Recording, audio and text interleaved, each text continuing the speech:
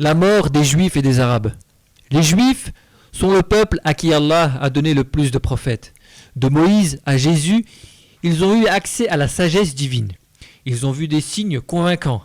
Allah dit sur eux: Ô fils d'Israël, souvenez-vous de mon bienfait sur vous quand nous vous avons sauvés de Pharaon. Je vous ai favorisé par-dessus les mondes. Inni fadaltukum anil alamin. Jésus, ce grand homme, est ce dernier prophète envoyé au peuple juif avec cette même sagesse divine. Il guérissait les maladies incurables, ressuscitait même les morts et donna vie à un oiseau fait d'argile. Mais le peuple juif et ses chefs ont persisté dans la mécréance et ont voulu le tuer. Pendant 1500 ans, Dieu leur fit pourtant miséricorde et leur donna des chances, mais il les utilisait pour faire encore plus le mal. Pourtant, Allah subhanahu wa ta'ala avait pris un engagement auprès d'eux. Ils devaient respecter et préserver la science du livre. Ils devaient la montrer aux autres peuples et ne pas s'enorgueillir.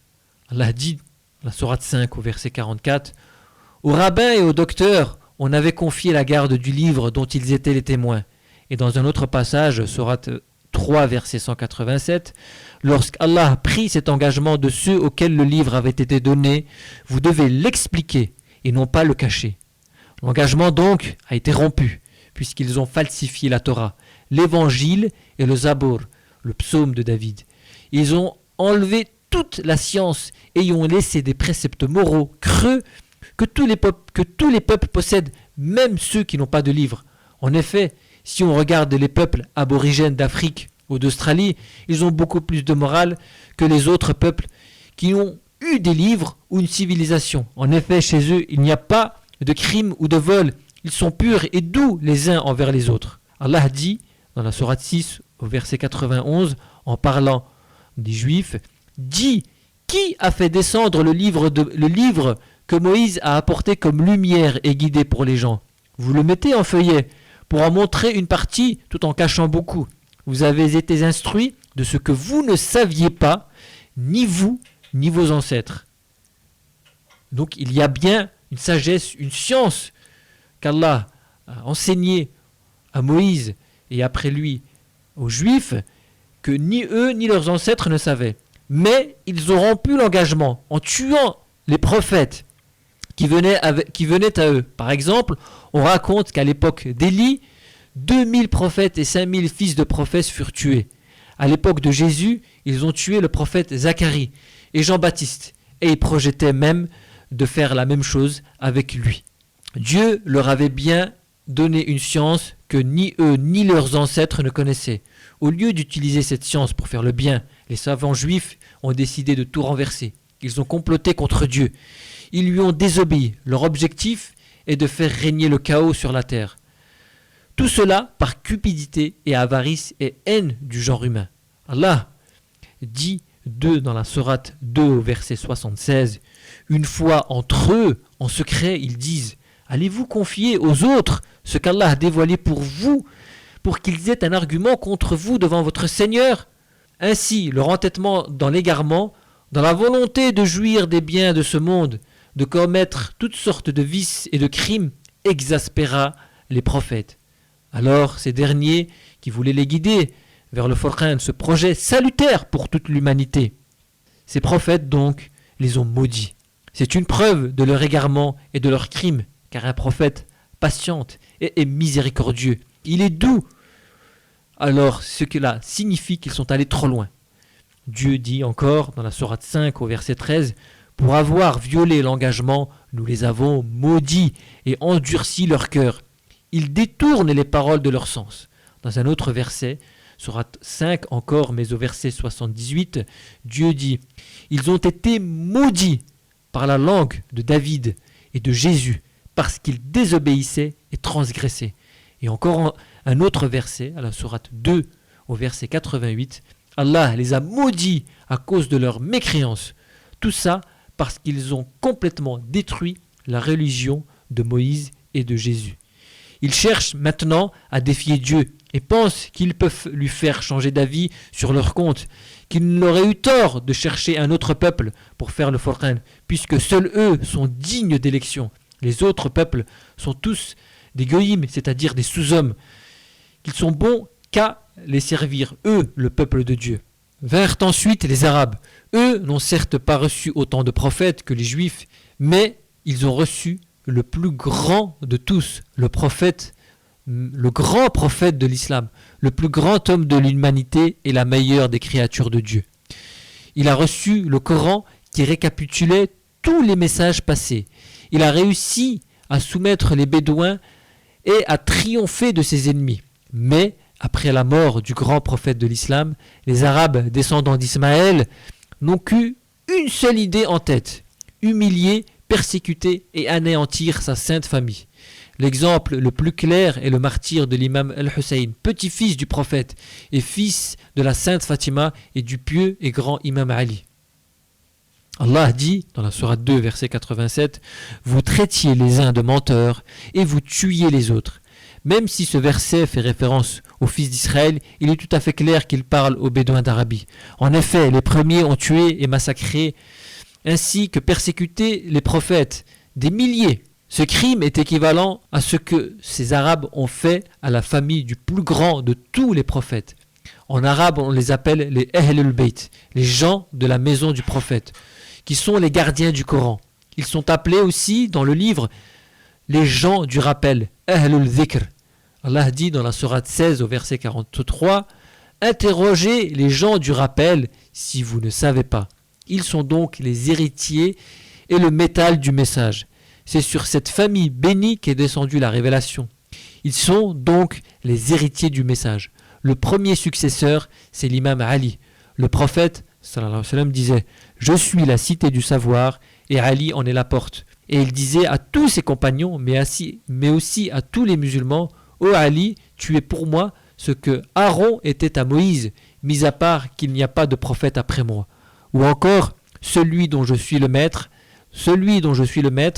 Ali aussi est son maître. Ô mon Dieu, sois l'ami de celui qui est l'ami de Ali, et sois l'ennemi de celui qui est l'ennemi de Ali. » Mais les Arabes n'ont pas voulu prendre comme guide et maître celui que Dieu et son prophète avaient choisi. Ils ont préféré prendre le pouvoir et délaisser la noble famille du prophète.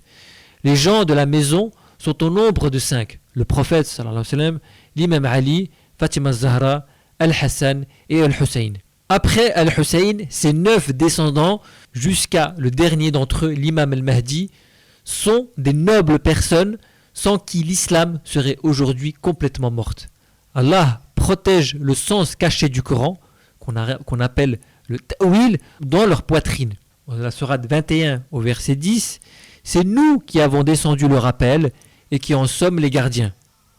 Dans un autre verset, à la sourate 29 au verset 49, ce sont bien des versets évidents placés dans les poitrines de ceux qui ont reçu le savoir, ce qui signifie que le Coran est indissociable de la noble famille du prophète. Pour retrouver son sens caché, il faut être attaché à eux et retourner vers eux. À ce titre, le prophète sallallahu alayhi wa sallam disait encore dans une parole très célèbre: « Je vous laisse 2 choses, le livre d'Allah et ma famille qui ne se sépareront jamais. » Et enfin, parlant des savants de sa maison, il dit: « Ils sont comme les prophètes des descendants d'Israël. » Par conséquent, même si ce ne sont pas des prophètes, leur niveau spirituel est comparable aux prophètes des fils d'Israël. Le peuple juif devait suivre ces derniers et le peuple musulman doit donc les suivre et ne pas les devancer, sinon ils périront. Mais le peuple bédouin d'Arabie refusa de suivre la famille du saint prophète. Et ce peuple, bien enraciné dans la mécréance, en effet, Dieu dit dans la sourate 9 au verset 97, « Les Bédouins sont plus durs en mécréance et en hypocrisie. Ils se sont arrêtés au sens littéral et une interprétation stérile du Coran. Contrairement aux Juifs qui ont eu la bonne idée de cacher pour eux la science véritable du Furqan, les Arabes, les Bédouins d'Arabie ont cru qu'Allah n'a fait descendre le livre seulement pour enseigner une morale. Mais le Coran est à la mesure de l'auteur, et cet auteur, c'est Allah, le maître des mondes. Ainsi, aujourd'hui, il est nécessaire de relire tout le livre pour qu'il ne soit plus falsifié comme les livres précédents.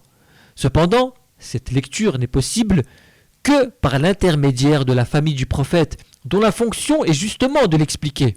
Malheureusement, ils ont été tués. Ainsi, aujourd'hui, la seule personne qui nous reste, c'est Al-Mahdi, le dernier héritier du prophète, le 12e imam, et notre receveur pour nous faire redécouvrir cette science cachée du Furqan. Ensuite, d'Arabie sont sorties les ténèbres d'une interprétation tribale, affirmant qu'il n'existe pas d'interprétation cachée du Coran et qu'il y est totalement interdit d'y voir autre chose que ce qui est écrit.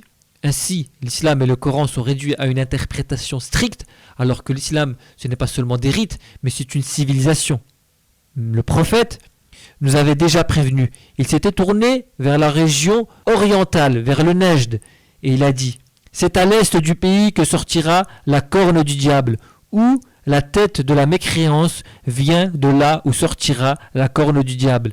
C'est de cette région, au centre de l'Arabie, qu'on appelle le Nejd, que la secte saoudienne des wahhabites salafistes, avec leur capitale Riyad, est née. Ils ont contaminé l'islam par de multiples masques. Pour le compte des ennemis de la religion, qui sont aujourd'hui les sionistes juifs, Allah dit en effet à la sourate 9 au verset 107, « Ceux qui ont pris une mosquée comme lieu de rivalité, de mécréance et de division entre les croyants, comme un guet-apens, en faveur de ceux qui combattaient auparavant Allah et son messager. Ils jureront sûrement qu'ils ne voulaient que le bien, mais Allah est témoin que ce sont bien des menteurs. » En fait, ce sont des hypocrites qui ont renié la religion. C'est déjà ce que Saint Jean reprochait aux Juifs, qui en vérité ne l'étaient plus que de nom. Et j'ai vu ceux qui se prétendent juifs et qui ne le sont pas. Ils ne sont qu'une synagogue de Satan. Ainsi, l'avarice et la cupidité se sont emparés d'eux. Ils ont suivi exactement les pas des Juifs. Allah dit à la sourate 4 au verset 53, « S'ils avaient une part de la royauté, ils ne donneraient aux gens même pas le creux d'un noyau de date. » Ces deux peuples sont faibles et se sont bercés d'illusions. Ils ont cru que seuls eux étaient dignes d'élection, en oubliant ce qu'ils ont fait aux vrais croyants. Ils ont passé une alliance les uns avec les autres pour faire le mal et ont rompu celle passée avec Allah, le Seigneur des mondes. Dieu dit dans la sourate 5, versets 51 et 52, « Celui d'entre vous qui prend les juifs et les chrétiens pour alliés devient des leurs.